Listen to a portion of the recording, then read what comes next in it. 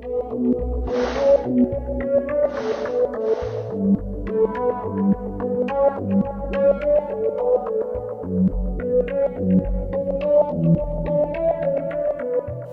miesto pradžia siejama su 1408 metų Vytauto privilegija. Nuo tada Kaunas esantis vandens ir sausumos kelių kryžkelėje sparčiai augo. Naujausių istorikų darbai teigia, kad miestas kūrėsi planingai beveik tuščioje teritorijoje šalia pilies. Aplink Turgaus aikštę suplanuotos gatvės buvo derinamos prie pilies kelių ir reljefų.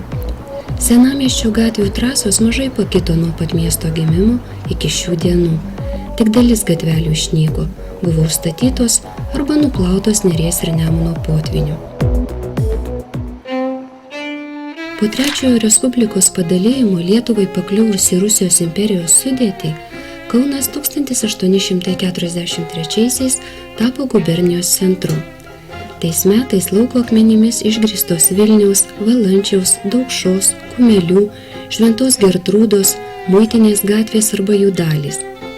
Kitas gatvių grindimo etapas prasidėjo 1887–92 metais. XIX amžiaus pabaigoje daug namų statė Skavuose, iki tol menkai apstatytoje miesto dalyje už Birštono gatvės. Tada planuota daug gatvių platinti, bet tai įgyvendinti pavyko tik XX amžiaus pirmoje pusėje. XIX amžiaus pirmoje pusėje gatves apšvietė aliejiniai žibintai, o nuo 1876 jie pakeisti žibalinėmis lempomis. 900-aisiais miesto gatvėse jau švietė ir elektrinės lempos. Kanalizacijos būklė XIX amžiuje mažai pagerėjo nuo senųjų laikų. Iš kiemų į gatves buvo išvesti latakai, kuriais tekėjo ne vien lietaus vanduo. Numalšinus 1863 metų sukilimą ir nutiesus geležinkelį Sankt Peterburgas Varšuva, pagal dar 1847 metų Kauno plėtros planą prasidėjo miesto plėtra Naujamiestyje. Iki 1869 metų miesto plotas išaugo dvigubai, nutiestos Gedimino, Daukanto, Donelaičio ir kitos gatvės. Pirmosios vokiečių okupacijos metais miesto gatvės niekam nerūpėjo, jomis marširavo kaizerio kariai.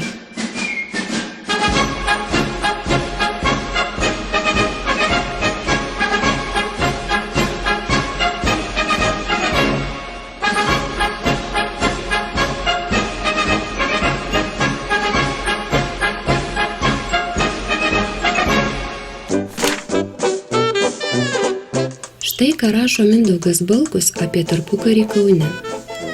Pirmosios Lietuvos Respublikos laikotarpiai Kaunas buvo laikinoji Lietuvos sostinė. Tuomet miestas modernėjo, nusimetė senąjį tvirtovės rūbą ir tapo nedidelės valstybės sostinės lygį atitinkančių miestų. 1919 metais prie Kauno miesto buvo prijungta dalis Aleksoto, Vilijampolės bei Žaliakalnio, taip pat žemieji Šančiai.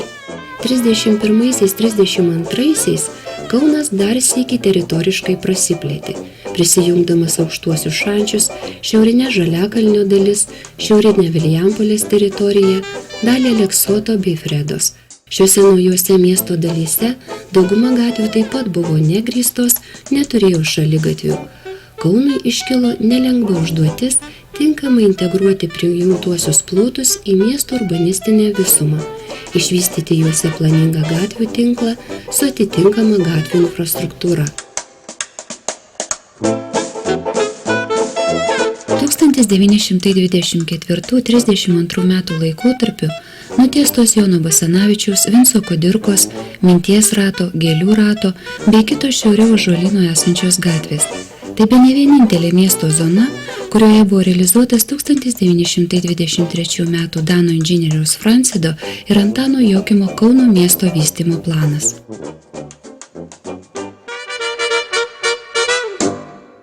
Apie 1929–30 metus Kauno miesto valdyba buvo rimtai susirūpinusi, kokį gatvių grindimo būdą taikyti Kauno gatvėse ir netgi sudarė komisiją gatvių grindimo būdui nustatyti. Komisija nutarė visas miesto gatves suskirstyti į 3 rūšis. Reprezentatyvesnės miesto gatvės buvo asfaltuojamos, magistralinės gatvės grįstos tašytais akmenimis arba bituko plytomis, o vietinės reikšmės gatves paprastais akmenimis. Smaluotas grindinys labiau praktikuotas Naujamiestyje. 1938 Kaune įvairiomis dangomis buvo išgrįsta 48,2%, tai yra 98 km ir 56 metrai bendro miesto gatvių ilgio. Vertinant Kauno miesto pasiekimus gatvių infrastruktūros srityje, galima teigti, jog jie buvo pakankamai svarūs.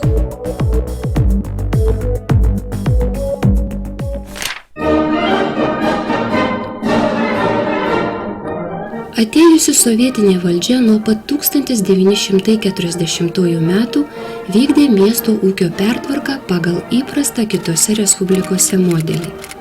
Gerokai atsiliekant nuo plano 1941-aisiais miesto komunalinio ūkio skyriaus Žinioje įsteigta kelių įmonė. Įmonė įsteigta netuščioje vietoje. Perdavimo akte minimi 490 darbininkų ir tarnautojų. Oficialiai pirmuoju įmonės direktoriumi nuo 1941 paskirtas inžinierius Vytautas Kriščiūnas, iškili asmenybė Lietuvos mokslo ir technikos istorijoje. Antrojo pasaulinio karo metu kelių įmonė pavadinta Kelių direkcija. Tęsiami darbai, bet lėšų jiems skiriama mažai. Tuo metu 1941 lapkričio 4 dienos laikraštyje Kauner Zeitung rašoma: laikotarpyje nuo birželio 22 dienos didelė dalis Kauno gatvių yra naujai išgrįstos ar dalimis atnaujintos. Pavyzdžiui, Jonavos gatvė yra pakelta iki Vilijampolės tilto ir ji naujai išgrįsta. Taip pat atnaujintas ir Kanto gatvės ruožas tarp Kęstučio ir Nemuno gatvių. Taip pat naujai išgrįsta ir Raginės gatvė. Tokiu būdu bendras atnaujintų gatvių plotas sudaro 3000 kvadratinių metrų, kai tuo tarpu naujai išgrįstų gatvių dangų plotas 10 000 kvadratinių metrų. Были награждены орденами особенно заслуженные литовцы. Pokaryje 1945 rugpjūčio 3 dieną vykdomasis komitetas vėl atkūrė kelių įmonę. Этот день вылился в огромное народное гуляние. Po Stalino mirties vadovaujančius postus vis dažniau užimdavo nacionaliniai kadrai. Taip, 1956 sausio 18 dieną 13 tresto valdytojų paskirtas ir šiame poste iki 1990 metų dirbo Juozas Videravičius. Jis palaipsniui perdavė nebūdingas kelių įmoniai veiklas naujai įkuriamoms specializuotoms miesto įmonėms. 1960 metais įmonė pavadinta Kelių tiltų eksploatacijos trestu. Trestas nuolat plėtė savo veiklą. 1985-aisiais jame jau dirbo 1047 darbuotojai.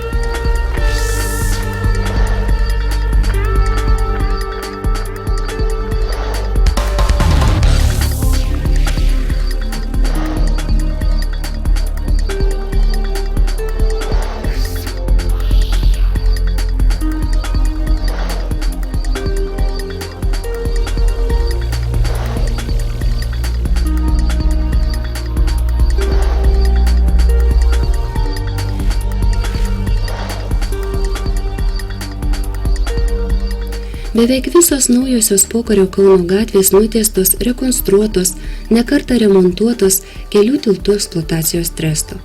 1985 metų duomenimis visų Kauno miesto gatvių ilgis 555 km. Iš jų 431 km buvo asfaltuotas. Neįmanoma visų darbų išvardinti. Įmonė dirbo įrengiant visus parkus naujuosiuose miesto rajonuose, nei skulptūrų, nei paminklų statymas neapsėjo be tresto pagalbos.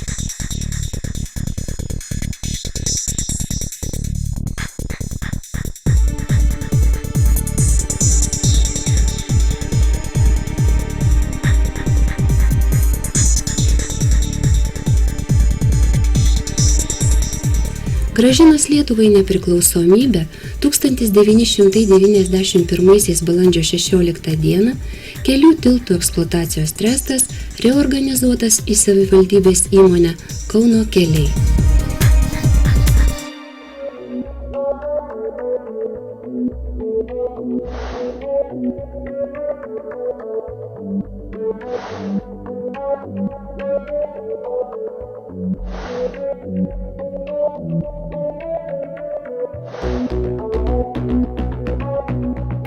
Septyniasdešimt metų įmoniai visai nedaug lyginant su Kauno miesto amžiumi. Visgi Kauno keliai ir miestas neatsiejami, jų istorija bendra. Įmonė šaknys slypi žymiai senesniuose laikuose nei formali pradžia, o Kaunas ženklia dalimi sukurtas šios įmonės žmonių. Kaune seniausia ir svarbiausia miesto turgaus aikštė iki pat 20 amžiaus turėjo vos 1 siaurą grįstą pravažiavimą prie rotušės.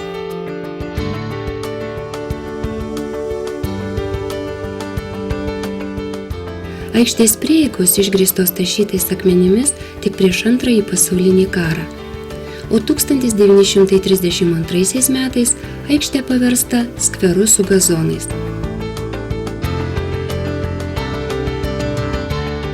Pokario metais aikštėje demontuotos šalia dabartinio fontano buvęs slėptuvės. 1977 įrengtas skveras prie Maironio paminklo. 90-metyje kelių tiltų eksploatacijos trestas pabaigė darbus pagal Dalios Augustinaitės ir kitų architektų parengtą Rotušės aikštės ir Vilniaus gatvės kompleksinės rekonstrukcijos projektą. Šiaurinėje aikštės dalyje prie buvusio vienuolyno sienos 1993 metais Kauno keliai atkūrė grindinį tokiame lygyje, kokiame jis buvo iki 1624 metų gaisro. Per šimtmečius aikštę ir senamiesčio gatves padengęs taip vadinamas kultūrinis sluoksnis nėra geras pagrindas grindiniams. Rašytiniuose šaltiniuose 1544 metais įamžintas pirmasis grindikas lenkų tautybės Matušas Markovičius. Kauno Vaito knygoje dar minimas grindikas Jonas. Taigi rašytiniai šaltiniai byloja, kad dalis gatvių bent jau pagrindinės Vilniaus, Muitinės ir dar kai kurios turėjo būti grindžiamos 16 amžiaus viduryje ir prižiūrimos iki 17 amžiaus vidurio. Kauno smėlėtas gruntas, o ir patys kauniečiai dažnai galėjo tapti rimtų iššūkių grindikams. Gal todėl 1636 metais Kauno burmistras nutarė bausti miestiečius, kurie ardo gatvių, kelių ir aikštės grindinį.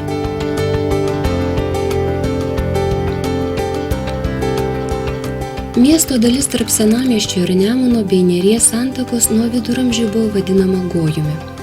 Pokario laikais kelių tiltų eksploatacijos trestas santaką sutvarkė, nutiesė takus, pastatė mažosios architektūros elementus, skulptūras. Žmonių atmintyje gyvi santakoje vykę daugiatūkstantiniai sąjūdžio mitingai, krepšininkų pagerbimai, sutiktas popiežius Jonas Paulius II. Kauno keliai čia supylė kalnelį šiam įvykiui atminti. Viena seniausių ir svarbiausių miesto gatvių, Vilniaus gatvė, anksčiau vadinta dar Ilgąja, Didžiąja ir Didžiąja Vilniaus. Nuo Rotušės aikštės ji ėjo miesto sienos link, o už vartų jungėsi į Vilniaus kelią, dabartinę Nemuno gatvę. Tikrai žinoma, kad lauko akmenimis gatvė išgrįsta 1843–44. Kauno miesto savivaldybė 33 metais ją pergrindė tašytais akmenimis. Nuo 1983 metų prasidėjo rekonstrukcija ir Vilniaus gatvė keitėsi. Pertvarkyti gatvės požeminiai tinklai, platinti šaligatviai, siaurinta važiuojamoji dalis. Kelių tiltų eksploatacijos trestas ją išgrindė tašytais akmenimis, trūkstamų akmenų atsiveždamas iš tuomet ardomos Pergalės krantinės. Senųjų meistrų jau nebelikę, jauni kelininkai vėl mokėsi kloti grindinį. Darbai pagal Rotušės aikštės ir Vilniaus gatvės kompleksinės rekonstrukcijos projektą baigti 1985 metais. Eidami pasivaikščioti užklystame ir į gretimas gatves. Daukšos gatvė seniau buvo vadinama joje gyvenusių miestiečių vardais – Breidžių, Petro, Jodžių, Trijų Petrų gatve, Breičpetrio, Gaičpetrio, Jodžpetrio ir Petro. Archeologinių kasinėjimų pjūviuose matyti, kad miesto statybos pradžioje Daukšos gatvė įstrižai kirto nedidelio upelio slėnis, kurį ilgainiui miestiečiai užpylė. Čia kažkada buvo įrengtas ir medinis, ir lauko akmenų grindinys. Gatvė išgrįsta cariniu laikotarpiu. 1987 metais pastatyta požeminė perėja po Birštono gatve. Pėsčiųjų trasa sujungė Rotušės aikštę su rekonstruota Laisvės alėja. Buvusį mokytojų namų skverą Kelių tiltų eksploatacijos trestas rekonstravo dar 1987 metais. 1995 metais pagal architekto Mikščio projektą įmonė Prezidentūros sodelį vėl pertvarkė tam, kad kitų metų vasario 16 dieną čia išdidžiai stabteltų ir pasiliktų pirmosios Lietuvos prezidentai.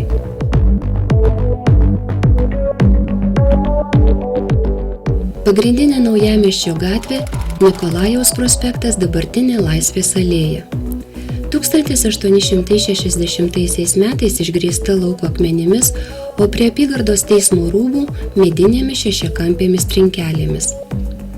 1926 metais ties miesto sodu pirmą kartą Lietuvoje įrengta asfaltbetonio danga. Kaune ji vadinta Meksfaltu. Asfaltuota 2 sluoksniais ant akmenų grindinio. Bituminių dangų bandymai Laisvės alėjoje ir gretimose gatvėse, naudojant įvairių užsienio firmų medžiagas, tęsėsi iki 1934 metų, kol visa gatvė buvo padengta asfaltu. Pokario metais tuometinėme Stalino prospekte naikinti elektros stulpai, kabeliai kloti po žeme, gatvė vėl asfaltuota, perkloti šaligatviai. 1977–87 metais Kelių tiltų eksploatacijos trestas vykdė Laisvės alėjos rekonstrukciją pagal Alfredo Paulausko ir Vandos Paleckienės projektą. Alėja tapo pirmąja pėsčiųjų gatve tuometinėje Tarybų sąjungoje.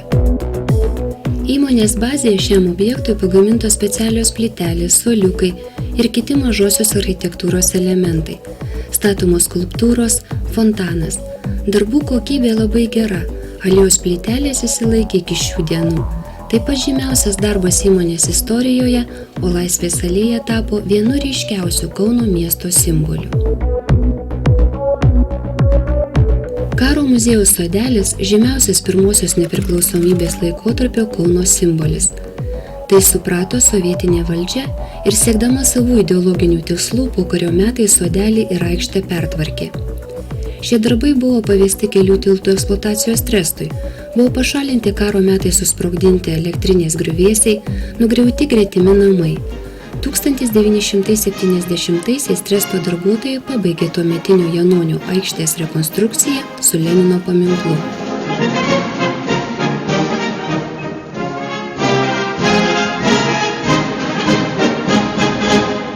Prasidėjus atgimimui buvo nuspręsta atkurti karo muziejaus sodelį, statomi pirmieji iškilių Lietuvos asmenybių biustai. Visą 1988–89 metų žiemą Kelių tiltų eksploatacijos tresto darbininkai sluoksnis po sluoksnio betonuoja postamentą Laisvės paminklui.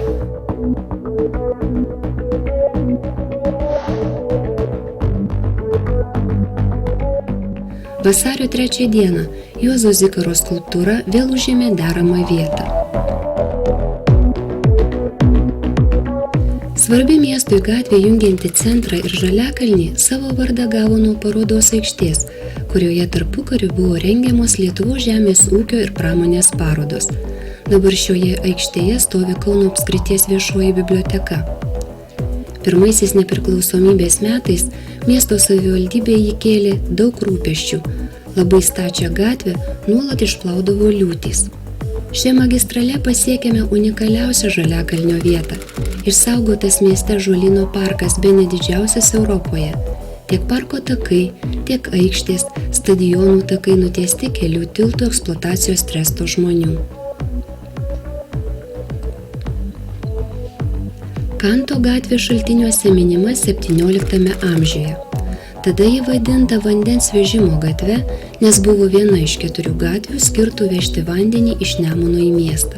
Kanto vardą gatvė gavo 1923-aisiais.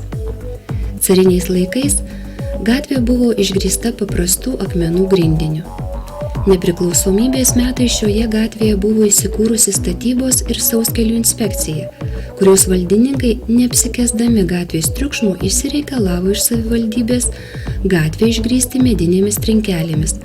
Taip, 1933 metais Kanto gatvėje tarp Gruodžio ir Kęstučio gatvių atsirado gal vienintelis Kaune medinių trinkelių grindinys. 1992 metais paveldo specialistų rūpesčiu Kauno keliai medinių trinkelių grindinio fragmentą atkūrė Kanto ir Gruodžio gatvių sankryžoje. Gaila, bet eksperimentas nepavyko. 1942 metais buvo patvirtintas projektas ir ruoštasi toje pačioje gatvėje tašytais akmenimis grįsti aikštę prie ugniagesių komandos pastato. Nuo pat miesto susikūrimo Nemuno krantinės dešiniajame krante veikė uostas, šurmuliavo gyvenimas. Prie kranto švartavosi senieji Nemuno laivai, vytinės, škutai, strūgai, ilgainiui juos pakeitė garlaiviai, motorlaiviai, raketos. Pradedant 17 amžiaus vidurio karais, o po to besitęsiančių nuosmukių, miestas nebeprižiūrėjo ir nebestiprino krantinių. Nemunas ne 19 amžiaus pradžioje pasiglemžė dalį pietinio miesto kvartalų ir gatvių tęsinių. 1843 metais, sudarant senamiesčio pertvarkymo planą, carinė valdžia numatė sutvarkyti Nemuno krantą ir nutiesti plačią bulvaro gatvę. Nepriklausomybės laikais ji vadinta Nemuno kranto, vėliau Prieplaukos kranto gatve. Krantine tarp Karmelitų ir senamiesčio kursavo traukinukas. 8-ojo dešimtmečio pabaigoje kelių tiltų eksploatacijos trestas pradėjo didelio masto rekonstrukcijos darbus tuometinėje Pergalės krantinėje.